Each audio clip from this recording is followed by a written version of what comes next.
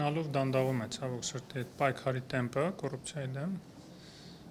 դոփում ենք տեղում, նաև միջազգային վարկանիշային ցուցանիշներն են դրա մասին խոսում, Transparency International-ը մասնավորապես,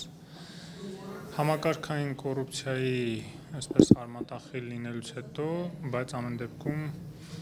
կա դեռ որոշ ինստիտուտներում, որոշ համակարգերում ավելի թեկուզ լոկալ, բայց այդ կոռուպցիոն երևույթները կան, կադրերի խնդիր կա իհարկե, բայց նաև ինստիտուցիոնալ բարեփոխումների խնդիր կա։ Այսօր էլ քննարկման ժամանակ նշվեց, որ օրինակ թվայնացումը կարող է բերել